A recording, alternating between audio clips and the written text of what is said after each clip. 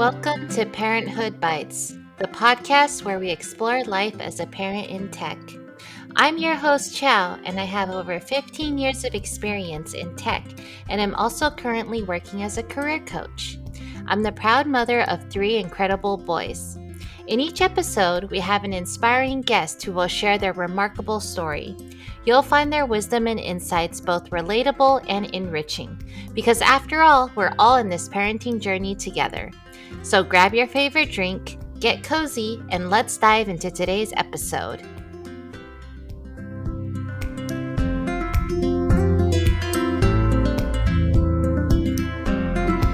Hi everyone, welcome to episode 17 of Parenthood Bites.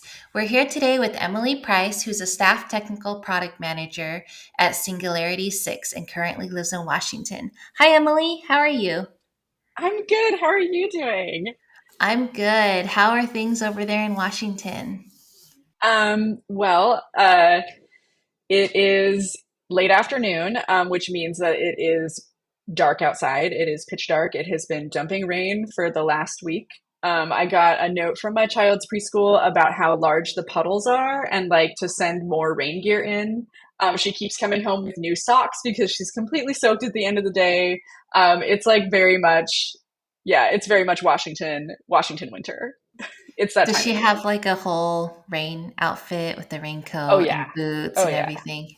We've got the rain pants and the rain jacket and the boots and the hat. Like we have it all. Like we you have to just like prepare and accept the weather when you're up here. All matching, right? Yep, all matching. Running out into all the puddles, just getting drenched. But then kids love the puddles, right? So it's like, what do you do? I mean, you got to do it. It's like it's one of the best things. It's like you got to jump in every puddle and you got to like kick every leaf. Um, it's just winter stuff, you know. Yeah, I love that. And how old are your kids? Or how many kids do you have? So I have two. So I have two daughters. My older daughter Eva was born in 2018. She just turned 5 this about a week ago. So we're having a birthday party this weekend, and I think there are just way too many kids coming. I'm a little intimidated. The and my younger daughter Violet was born in 2022. She is almost 2, so she'll be turning 2 shortly after this podcast comes out. So pretty exciting. Nice. Happy birthday to your daughter. Thanks. What is your celebration gonna be? Do you have a place or is it at a park, your house?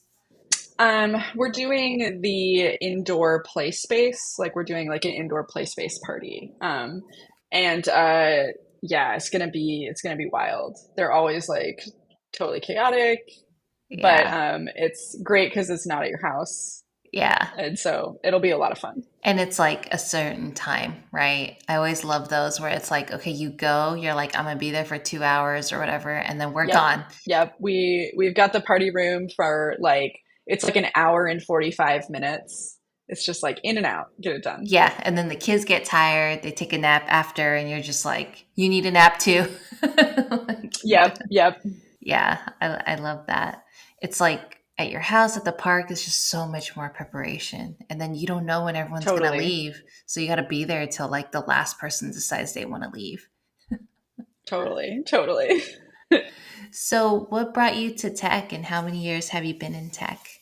So I started in tech in 2008. I, at the time before that, was working on my PhD in mathematics, and was officially taking a break from my PhD, and I took a temp job, um, working. I was doing like software testing, and at the time, it was like the most amazing thing in the world because I got paid more money, and I only worked 40 hours a week because I was a contractor.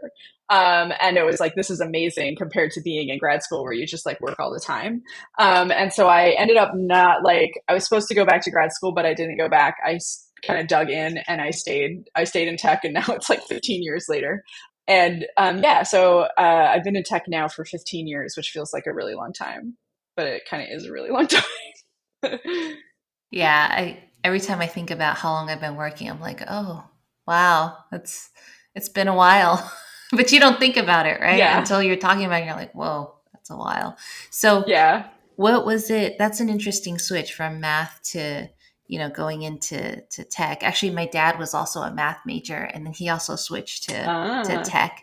But what was it that made you want to go to, major in math? I mean, I've just always really enjoyed mathematics. Like I've enjoyed sort of I think the beauty of describing structure in a world full of chaos. I also like things that are like really big, and so that was always sort of one of the attractive areas is sort of the really big picture thinking of like how different structures come together to build something new and create something more beautiful. And so that was kind of what I was into in mathematics, and that's very similar to a lot of the things I'm into with technology. Like I like working on platforms and products that are really big infrastructures that like serve, millions and millions of people. And like systems integration is kind of one of the areas that I care about a lot. So it's kind of like there's a pretty clear through line from like the mathematics I care about to the technology I care about, and like a lot of the projects I've chosen to work on. Nice. So then once you started working, you're like, I'm good. Let me just continue that, not go back. I'm this is a lot of fun. I get to like live in Seattle. It's like more fun than living in Nebraska, and like I'm just here. I'm here now in the tech industry, like not leaving. Yeah, I love that. Was your grad school in Nebraska? Yeah, I went to the University of Nebraska Lincoln. So it was in the in Lincoln. Cool. And so how many years were you working in tech when you became a parent? So my first kid was born in 2018, so I'd been in tech for 10 years when I decided to become a parent and when I became a parent. Yeah. So it was a decade in. So were you already a product manager at that time, or like what was your role? Yeah, so I started off in it basically as a software engineer and test, and doing engineering work. Pretty quickly moved over into I was at Microsoft, and Microsoft has program managers. So I started as program manager, kind of like pushed my way into product. I'd been a product manager for probably I guess about I guess about 6 years at that point. So about 4 years as an engineer and like 6 years in PM. And so I was a product manager at Riot Games when I had my first kid. I actually found out that I was pregnant. We made we made the decision to move to Los Angeles so that I could work at Riot Games in 2018. And I found out I was pregnant 2 days after I had quit my previous job and while we were packing up our house to move. So we moved states, started new jobs, and found out we were starting a family like all in the same week. Um, so it was a pretty wild year and wild ride for us, doing all those things at the same time. Yeah, that's a lot. That's a lot to have to manage in your planning. And I was like, there was like that moment of like, oh, do I call back my old boss and am I like ask for my job back? Like, am I like, or do we just go? Do we just go to California? And we went to California. And so how long did you stay in California? So we were in California for 2 years. We were there until 2020 when the pandemic started, and we moved back to Washington pretty early in the pandemic. Kind of like called the retreat and moved back up here. And that's the perfect time to move, right? Like a lot of people were moving around that time. It was totally not complicated. It was so simple. Yeah, really easy thing to do. And at that time you weren't dealing with a brand new job and like moving or sorry, and being pregnant with a baby as well, right? No, so in 2020, I did change jobs. I ended up going back to Microsoft for a year. They to get the moving package to relocate back to Washington, and so I did start a new job at that time, but like wasn't pregnant. So like at least there was that. I feel like it's so exciting hearing your journey going back and forth, and there's always something that's, but like you're handling it. Oh man, the last 5 years have it's been a lot of change, a lot of adventures for sure. So going back to kind of your job transition, what hmm excited you about moving to program management and then product manager versus what you were doing before? Yeah, so I started off as a software engineer in test, and so that's something that is like not it's a role that Microsoft formally eliminated a few years later. Like they no longer have people that have my title, but I was kind of straddling and trying to figure out um, if I wanted to move into engineering or if I wanted to move into program management. And my big thing was that as you moved up the ladder in software test at Microsoft, you generally were responsible for test frameworks, test systems, and like running like large QA teams. And that wasn't as like exciting to me as actually steering the product. And like there's a lot of different ways to steer a product. Like you can do it as an engineer, right? You can do it as line QA. You're the person who says it's good enough to ship. That was pretty satisfying. You can do it as an engineer by like actually writing the code and building it, or you can do it as the program manager or the product manager. You're kind of in the position of saying, helping to shape what the product is, helping to like coordinate like understand customer needs, understand user needs, and make sure that they're reflected in what you're actually building. And I really wanted to move to a place where I was at the front of the process and not the end.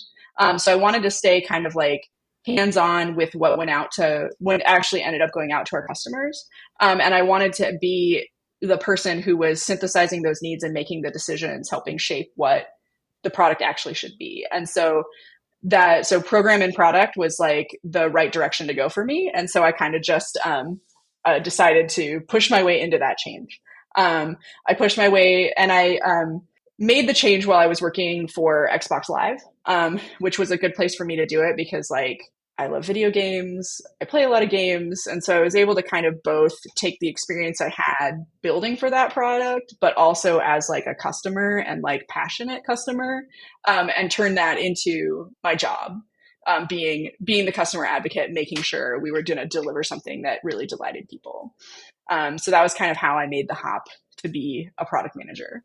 I love that. And I love how you broke down of like being involved in building the product at different stages and having different roles and being Mm-hmm. intentional about, okay, which part of it do I want to be? And then going after that path. That's really neat.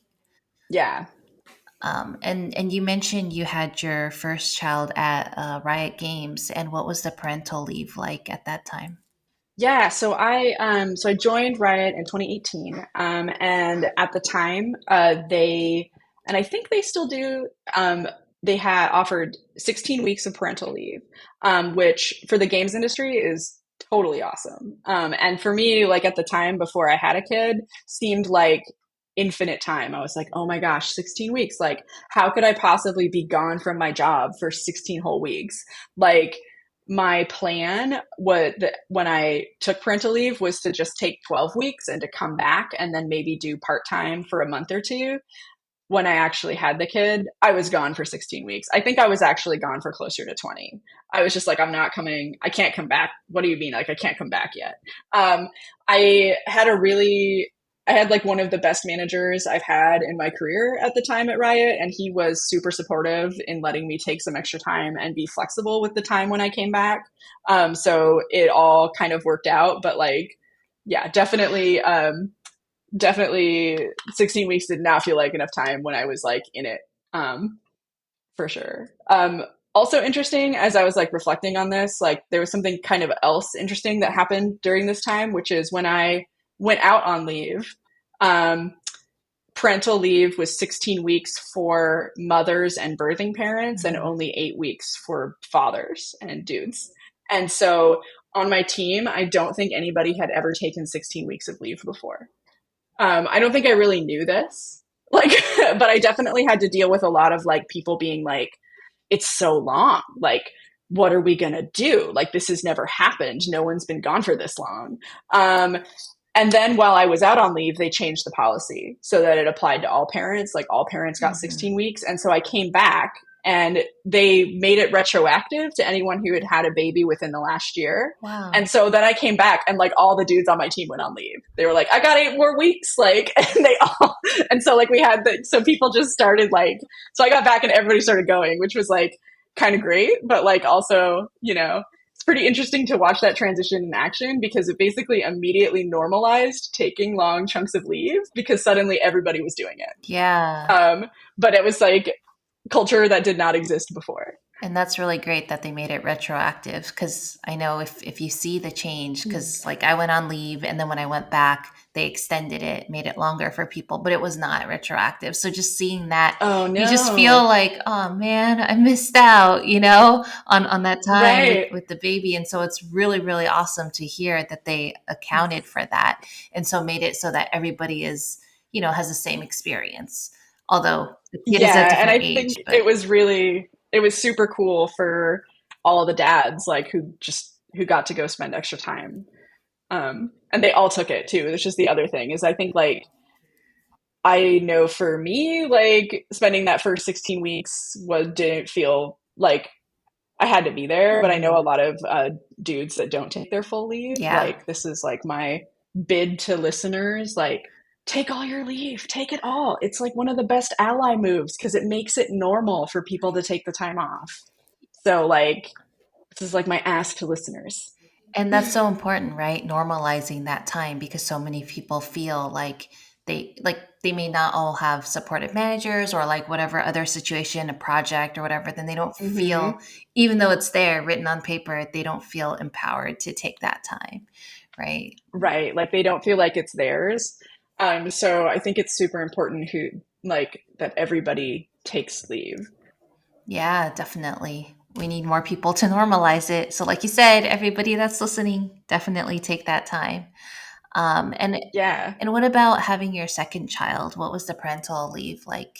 Yeah, so I had my second child while I was at Twitter, and so we had 20 weeks parental leave, which was amazing. Like the delta between 16 and 20 weeks was 16 weeks was great, and like I know a lot of game studios that don't offer that. 20 weeks was like amazing. So I had 20 weeks when I had my second daughter at Twitter. Nice. Yeah. It's like when you think about it before, you're like, oh, that's a really long time. And like you said, it just goes by so quickly, right? And you can't Yeah, imagine it any other time period to have. totally. And was there a mother's room at Riot Games? Yeah, so when I had my first daughter, I did go back to the office at Riot. I had my second daughter, I was working from home remote, so it was totally totally different. But there are mothers' rooms at Riot, and I did use the mothers' room at Riot. They had an awesome mother's room. I usually tell other folks when they're kind of going, if they're going to go on like the pumping journey at work, to kind of go in and check it out. And I feel like Hmm. Riot's checked all the things on my checklist, which is like they had a sink, they had hot water, they had a refrigerator, there was lots of counter space, there was storage space for all your stuff, they had outlets so you could plug multiple things in. So they had an excellent mother's room at Riot Games. I love that you mentioned of like checking it out because a lot of times you don't think to check it out. And then that's where it gets you, right? Like a lot of times I'm Yeah, like, then you get like a bad surprise, like of like, oh no, this is totally not workable. I don't because like I arrived like in 2018 and then like immediately had a baby. Like I don't know the story of like the women who set that up, but it was dope. They did a great job. I love that, and they accommodated for everything you need, right? And that's the main Yeah. thing, and it made you Hmm. comfortable, and I think that's so important because I've been in so many situations where it was less than comfortable, and I'm like, oh God, and then people will tell me, well, I had to pump in the bathroom, and I'm like, I understand that sucked, but that doesn't mean we don't keep working on making it It doesn't better, mean the other things also didn't suck. right? Like, Right. Just being paranoid that yeah. the people in because I was in a conference room. So it's like being paranoid because I knew the sound, Oh, it geez. wasn't that soundproof. Yeah. Yeah. So being paranoid, they'll Right. hear your pump and then they'll ask questions like, what is that? Or me having to carry my pump to the conference room. People are like, what's in that Hmm. bag? Where are you going? And I'm like, oh my God. At first I was embarrassed. And later I'm just like, it's a pump. I'm going to go pump milk Yeah. now. Do you have any other questions? Right. And all the dudes are like, "Oh no, we're good. Do your thing. Just don't tell us Yeah. anymore." I definitely like the pump room was, I think, really fantastic, but it was pretty clear that not a lot of people culturally had taken advantage of it or done it. I used to get followed to the pump room. Like I used to have a lot of guys be like, "Oh, I just have like one or two more questions. Can I just come in for just a minute? Like we can just keep talking." And I'd be like, "No, dude, you can't come in to the pump room with me. Like that's not okay." Or like they'd be like, "Could you just like could you call into the meeting? Like, could you just dial in? Like, you're right here. We know you have your laptop, and it's no, I'm not gonna dial into the meeting. That is just not how this like process works. Yeah. Um, no. And like, I remember starting with like a euphemism, like or something on my calendar, like blocking it, and it's saying like do not disturb, and I had to like upgrade it. Like, and at some point I put like mama time, and then like after like that didn't work, it was like no, seriously, it's pump time. Like we Yeah. can't have it. Do not schedule. Right. Like Yeah. like absolutely not. And it's like at first you try to be subtle, you know, you're like, okay, I'm just gonna say I'm busy. And then people keep asking or they try to schedule over it. And finally I'm just like, I'm pumping. I put it very big Right. letters on my calendar, pumping. And like you Right. don't want to have to do And it that, still but doesn't work. yeah, yeah. They're like, can't you just do it And later? No, it's gonna hurt. I'm not gonna do it later. yeah, it's like I remember one day I got scheduled for like an 8 hour all day, like we're gonna go into a room and put sticky notes on a wall. And I talked to the organizer and I was like, hey, like I need to leave at this time, at this time, and at this time. And she's like, okay, okay. And she like scheduled the activities so that like it kind of aligned up with when I needed to go. But then everything just ran late, like horrendously late. And I kept trying to sneak out and she'd be like, oh no, Emily, we just like need one more thing. And it's like, no, I like really, no, just no, please no. Like I'm leaving now. Bye. And it's so hard in the moment to do that, to like just walk out. But like you have to, you absolutely have to. Yeah. And they don't, you know, if they haven't gone through it, they don't really understand like how it's going to feel when you don't do it, you know, what that experience Yeah. is like. Yeah, my first daughter had some feeding issues, and so I had to feed her every 2 hours around the clock for the first 4 months. So when I went back to work, I had to pump every 2 hours, which was just even that much more brutal because it was like, okay, like she's on a schedule, I have to be on the same schedule, and so you no meetings that are 2 hours long, full stop. Like nothing can be like longer than like 1 hour increments. um, and it was really hard to get people to understand like no, like this is not optional, this is like not a choice, this is just like how this baby is, like I you Yeah. know Yeah. and we all have to deal with Yeah. it. And then that time goes by really quickly, right? You're like, oh my gosh, I just went. Yeah, Now it's 2 hours. I have to go again. And people are like, so quick, but yeah, you gotta, you gotta adapt, yep, right? That's what's needed. yep. Um, Hmm. and then kind of back to, you know, you mentioned the leave of 16 weeks, 20 weeks. How was it transitioning back to work after your leaves? Yeah, so I had, I think, two really different experiences. So my first parental leave, I transitioned back. I was pumping every 2 hours. It felt like I was going to work to just not work. Like it was like, I'm here, but I can't really get anything done. I think it was the beginning of a really big transition for me. I usually tell other moms this too, which is like, I felt like I had to relearn how to do my job and reset all my expectations around my job. Because not only did I have like those interrupts in the day kind of in the immediate transition back, but like longer term, having a hard stop at 5 o'clock because you have to go home, like you have to get your kid from childcare. It means that like you can't do that extra 10% or like that extra half hour on a thing or like close, like spend a little bit of extra time responding to emails. You just can't. So like you have to change your expectations and like about what you do and how you manage your time. So I had to really let go being like I had to let go of being a perfectionist about everything I did, right? And I had to let go of the idea that I was the 110% person and like be the 70% person and like be okay with that. And that was like a really hard transition for me.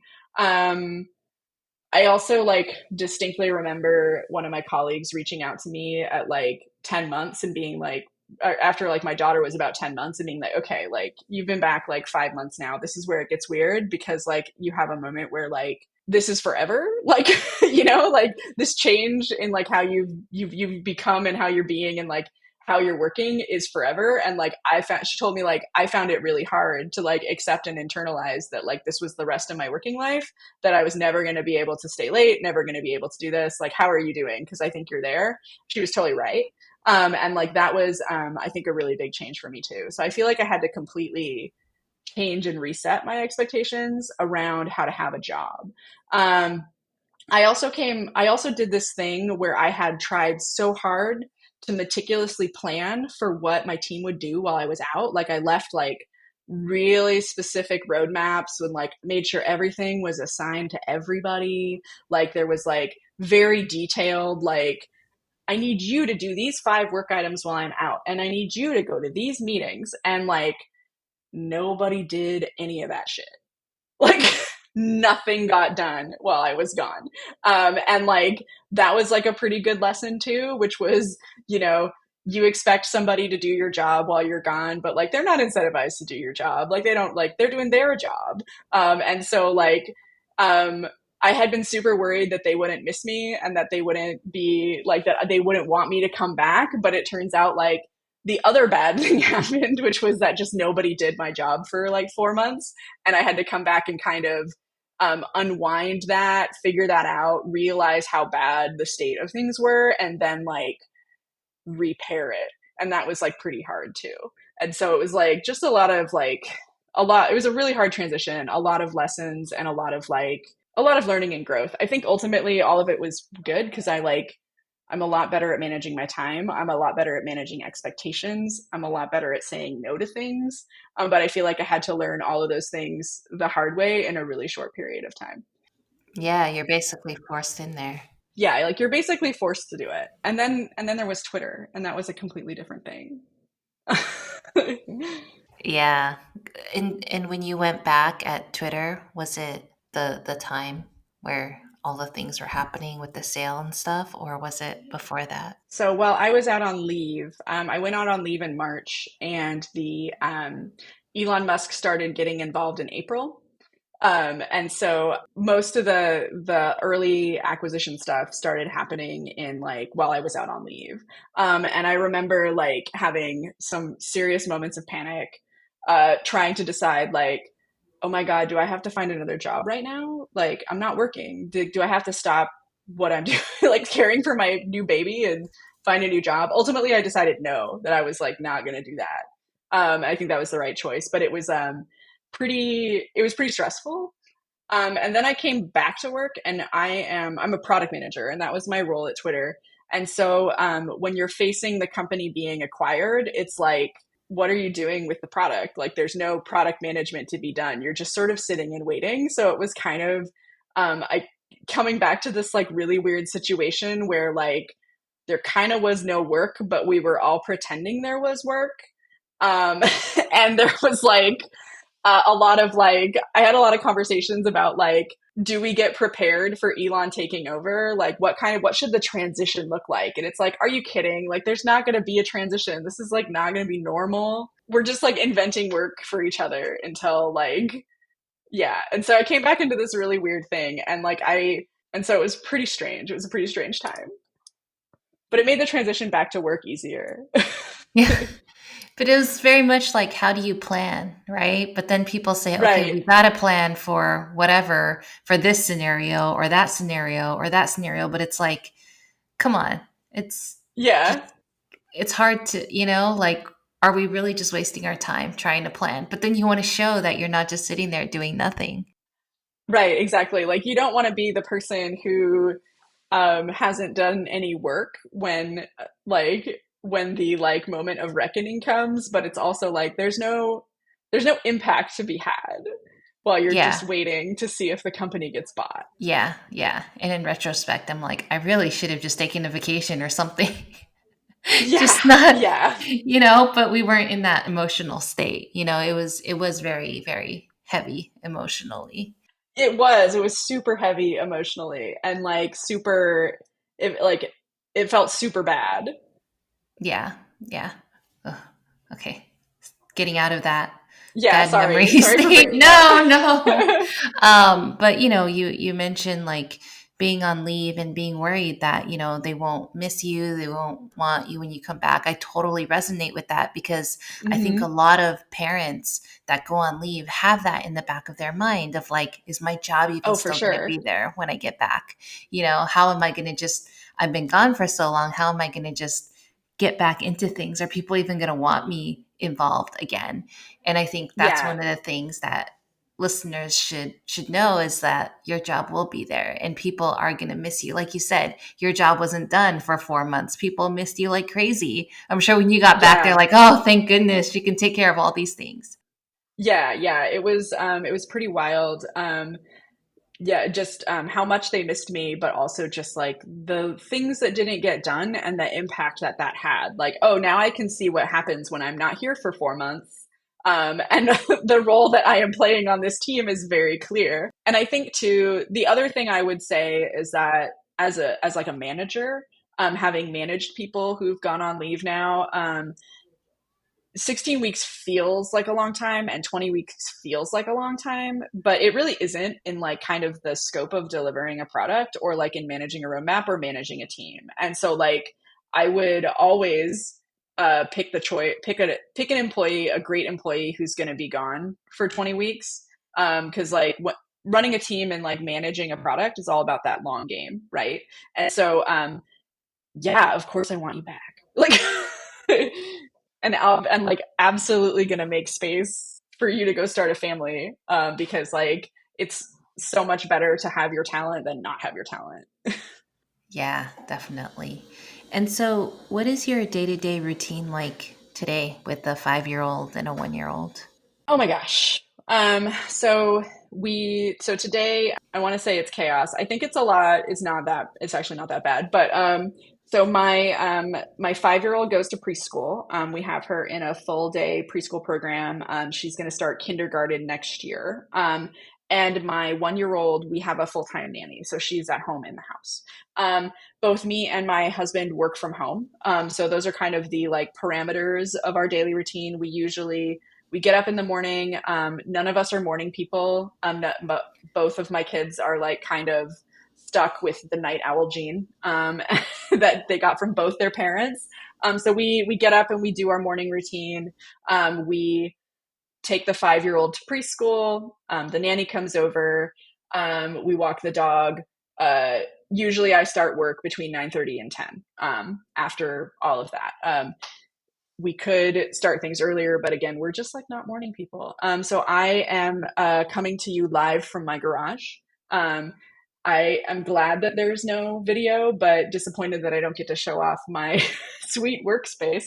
Um, so we've converted in the pandemic, we've converted the garage into an office. So I work out here. This is partially chosen because I'm talking all day on conference calls, and we do have a office across the hall here, but the kids can hear me.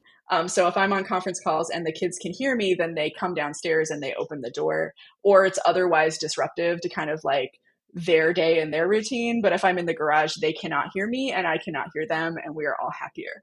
So I work from the garage. My husband works from the office.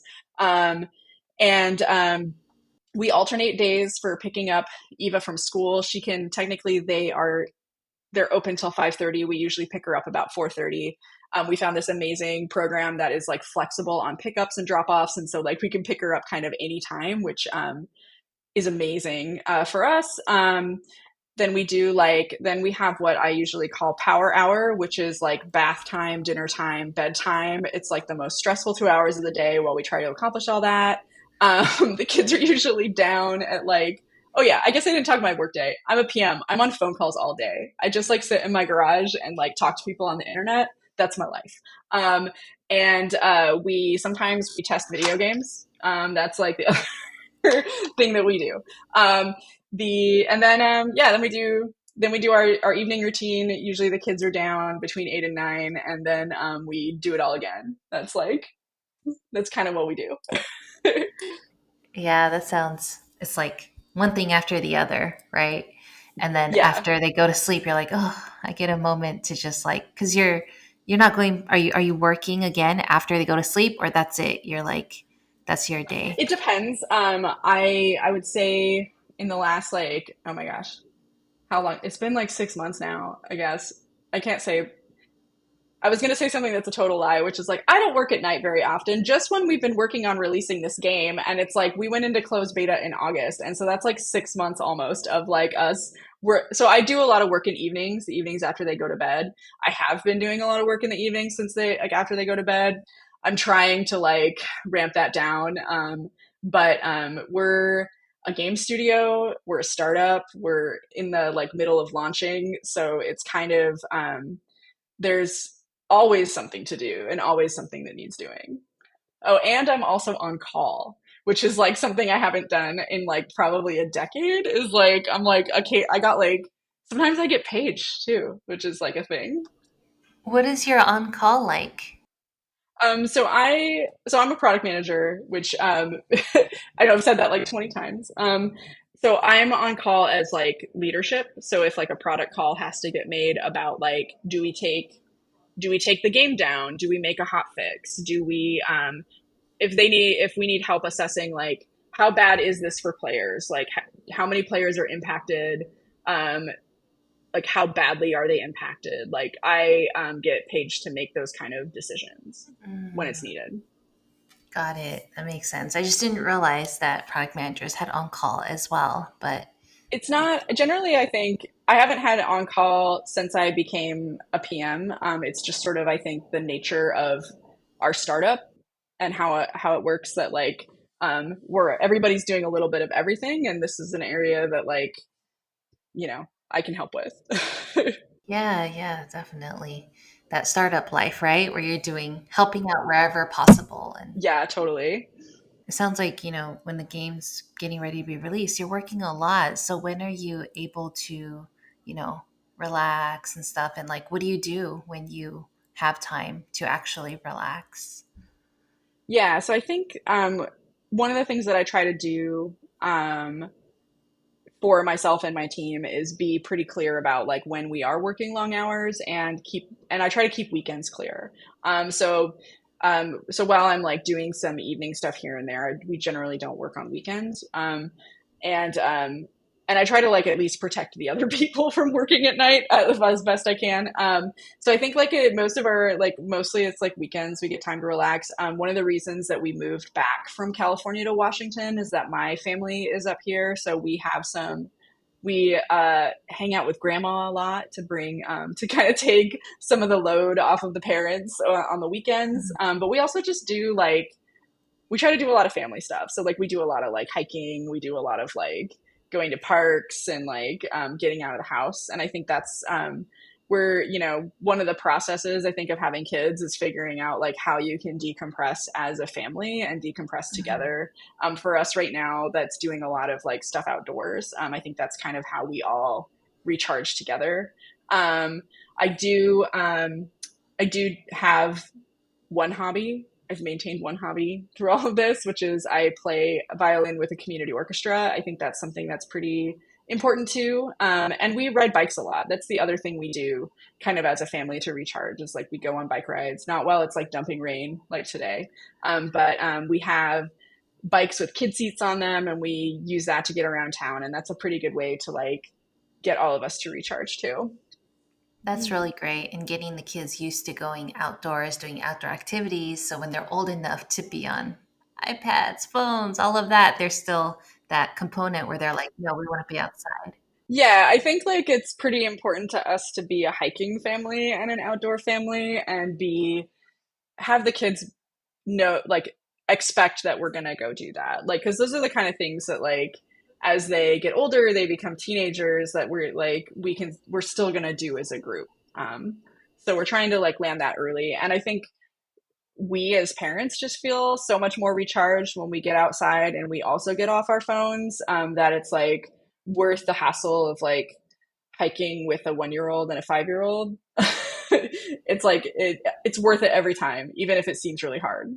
Yeah, and it just gets better, right? And like you can explore more Yeah. places, different places as they get older. Yeah, we were never really outdoor people, but then as the kids, as we had kids, as they were getting older, I mean, I'm not saying we still go on crazy hikes, but we'll go out, we'll go out, get like an Airbnb in Tahoe or go somewhere else, and then kind of while we're Yeah. there, take them exploring, going on hikes, exploring when we're there, and Hmm. that's like they're used to that now. They're like, okay, that's something they look forward to instead of just when they were younger, we didn't adjust as well yet. We were like, okay, let's go here, but then we'll go to an arcade there or something, and then we're like, wait, that's not what we should be doing. That's not what we want Yeah, to do, totally. because we're already going to this further place. So now it's like, okay, let's take them out in the snow. Let's take them hiking in this, in a Hmm. forest or something. And at first, I would get scared. I'm like, oh my god, we're gonna get eaten by bears or something. And I was like, okay, I know how to handle it, and it's not something that Yeah. you know because if I keep getting scared, then I'm not going to do it. Right. So, gotta like be open to these Yeah, absolutely. experiences and stuff and adapt with the kids. So, Yeah, absolutely. yeah. And so, what has been your biggest like struggle or challenge being a parent in tech? Um, I think honestly, like I think the biggest challenge has been childcare. Um, just kind of full stop, figuring that out and figuring that out through the pandemic. Uh, so that's changed the dynamics, I think, a lot of around like what childcare is available and like what childcare costs. And so that by far has been like, I think the hardest thing for me over the past few years. It's taken us a while to get to where we are, which is like we have one kid in full time care and a full time nanny. Our one kid who is in full time care, we had her on the wait list at that place for 2 years. Where I live, I live in Seattle. I live pretty close to Amazon and a lot of the big tech companies. The pandemic just cratered childcare around us. Like none of the childcare providers survived. They all like everything closed. As real estate has shot up here, like things childcare facilities like continue to close. So finding full time childcare in the city of Seattle is just brutal. It's just totally brutal. That has, I think, been by far the biggest challenge. Like we're kind of at a point now where we're like really close to one kid in kindergarten, Yeah. but and maybe we'll age out of it, some of it, but it's definitely been the hardest thing. Wow, 2 year wait list. So is your second kid on the wait list already or do siblings get priority? Yeah, she's on the wait list for the place my older kid is going, but right now, and like the hope was, oh, we get the older kid in, and then the younger kid will get sibling priority.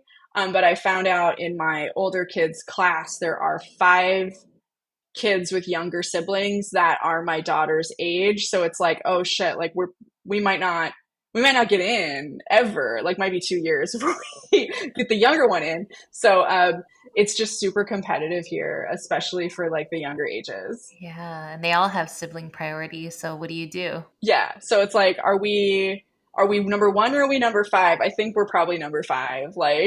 It's and I think like that's like also part of it is that it's like this continuous grind. Like because like last year, we had our older daughter in a half day preschool, and so I was spending my time like every lunch break I was going to pick her up from school. So it was like, and at the time we signed up for it, I was like, I can make this work. And then about 6 months in, it was like, I haven't had a lunch break in 6 months. Like just like I need to like eat lunch. Lunch is also a great time to kind of like get out of your garage and like meet up with other people, and I haven't done that in like a year. The and then that program didn't have summers, so it was like okay, like we had to do all these applications, all this planning to get her into the half day preschool. We had to do applications and all this planning to get through last summer, and then we also did applications and all this planning to get her in this whole day program. We're doing applications and a ton of planning to try and figure out where she's going to go to kindergarten. We're doing it for the younger one. It's just this endless grind of like trying to manage these logistics and get into programs, none of which you can get into. So it's super hard. Yeah, and it's like you got to try and then have a backup in place and a backup for the backup if that doesn't pan out. And then just have all of these other options, right, in the back of your mind. Like, okay, if this Right. doesn't work, let's try that. And then kindergarten is not even full day. Yeah, and then kindergarten it's not full day. Seattle Public Schools has 1 p.m. early release on Wednesdays every Wednesday. It's like, what are you? So we're trying to decide if we pursue a private kindergarten to get full day, or if like we like what we're gonna do. We don't really know. Yeah, my kids get off early on Wednesdays too, and they're two of them are in one school, one of them is in another school, but they get out at the exact same time. And so it's like Oh we try no. to, when possible, we'll each pick up, each go to a different school, but then that doesn't always work out that way. So then one of them just has to wait. It's like, okay, just stay there, wait, and just be good. And so we had to get the older two phones because we're like, okay, what if we're running late or you got to try to Right. coordinate Yeah. with them. But yeah, it's stressful. They don't tell you about that. It's really hard, and it's hard when it's every day, right? Like, Hmm. because you think like, oh, I could do this for a little bit or a little while, and then like, after you've been doing it every day for a year, you're like, it's still really hard, and now I'm just really tired for having done this for a year. Right, it's exhausting, and you're just like, okay, how much longer until they're in school? A little bit longer, or Hmm. like we can ease up on the schedule or something. And they don't have Yeah. buses anymore. At least over here, they have no school buses. So if you want your Hmm. kid to take a bus, they go on the public bus, easy Right. transit. And I'm Right. like, oh, I don't know. I don't really want that. Yeah. So yeah, it's a challenge for sure. Um, what about at your kids' current ages of 5 and 1? Is there any like specific challenges you have with those age groups? So 5 has been pretty interesting. I think we just switched Eva schools. So we started a new school in the fall. And so it's been really interesting as because like she had her school last year, she had her summer program, and then she has a new school in the fall. So like we've done a lot of dealing with change, and a lot of like um, socializing with new kids and new friends. And so I think we're starting to kind of see and like she's got friendships. Mhm. And that's really cool. And also challenging for us because it means that's like a whole new type of logistics as we have to make sure that she sees her friends from the older programs that she's not seeing during the day. Um, and I think the we were really worried about her coming into this new school and being able to land and make friends. And so I think that those are all sort of new worries for us as parents is like socially, how is she doing? I think we're a little extra attuned to worrying about it because of the pandemic. She basically was home with us for 2 years without being in school and without being around other kids. Because we moved at the beginning of the pandemic, we didn't have a pod or like we basically don't have other parent friends. And so she was like not around any other kids until she was 3, and so we're constantly worried about it. Um, and now like she's doing fine. Like we basically recently learned that she's basically like the social ringleader. Like she has these social skills. She's doing great. This is maybe more about us than her. But I think that's been sort of a new concern and worry. With our 1 year old, like she's just awesome. I don't know. I'm not worried about her. Like we don't have like she's pretty easy and easygoing. It's been kind of like a really interesting contrast between the two kids. Like there's been so many things where I'm like, oh wait, no, like this was really hard, and it really was like the older one's personality, as the younger one has just been is like completely different and a much easier baby and toddler. She is much more chaotic. She colors on the walls a lot more, but like it's all in pretty like pretty predictable ways. Yeah, isn't that so fascinating seeing how different your children's personalities are? And like you raise them the same Oh, way, it's but wild. yeah, they just shine very differently. Absolutely.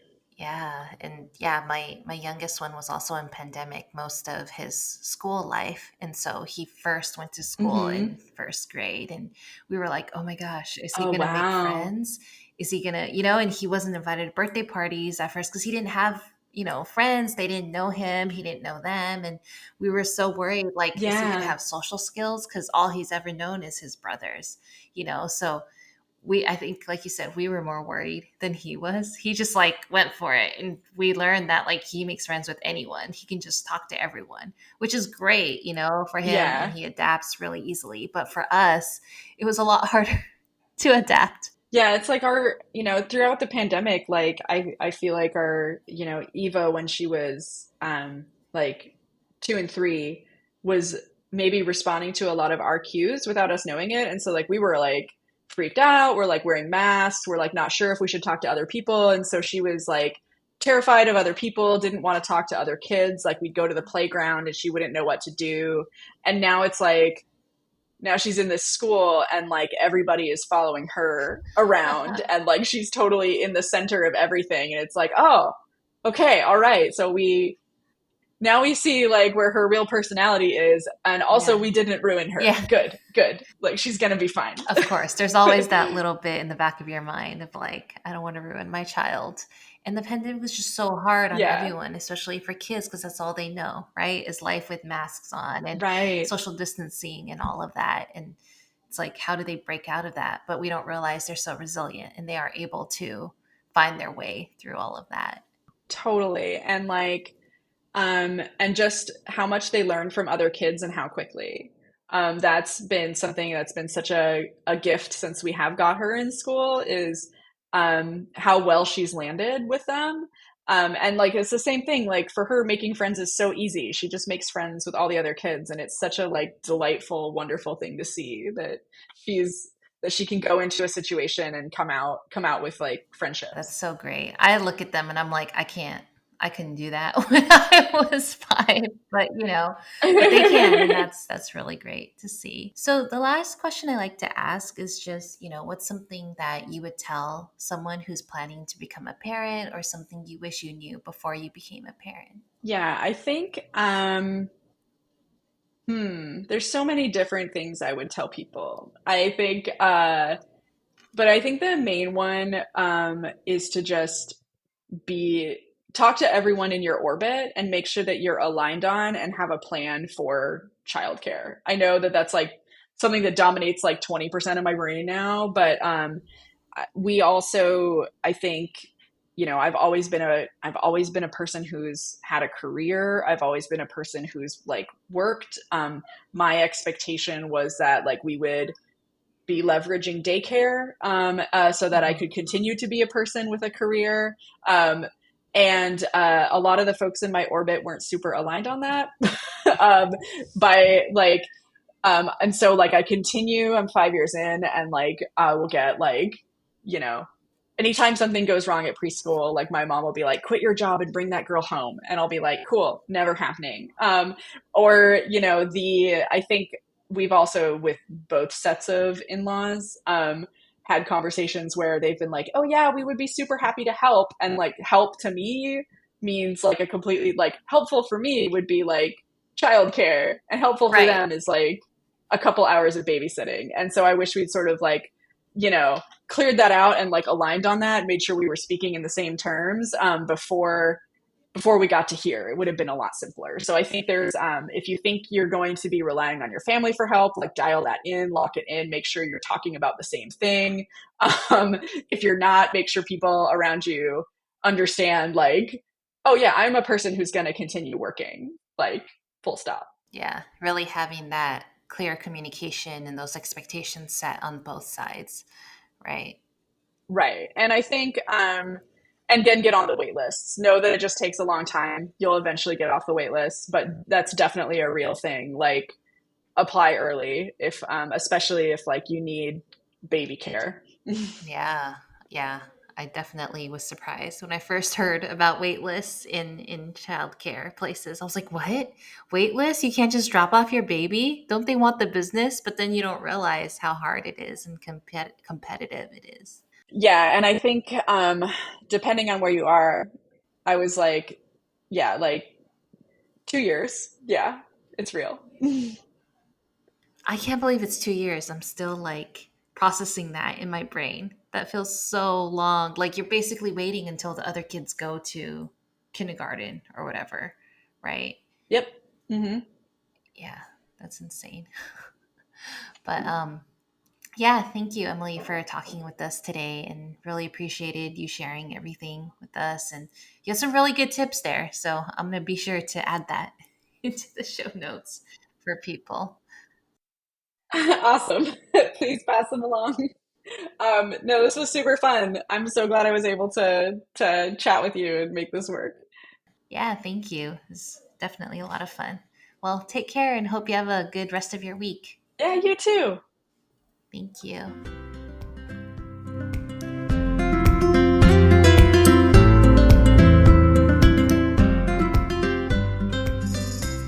Thank you so much for joining us today on Parenthood Bites. We hope you found our episode informative and entertaining. If you're a parent in the tech world or know someone who is, we'd love to hear from you. Please reach out to us at chow@parenthoodbites.co, and we'll be thrilled to add your experiences to our interviews. That's chow, CHIAO, at parenthoodbites.co. And to our potential sponsors out there, if you're a business or know of one that would like to support and partner with our podcast, please don't hesitate to get in touch. You can also reach us at chow@parenthoodbites.co. Thank you once again for tuning in, and we wish you a fantastic rest of your week. Until next time, take care and stay curious.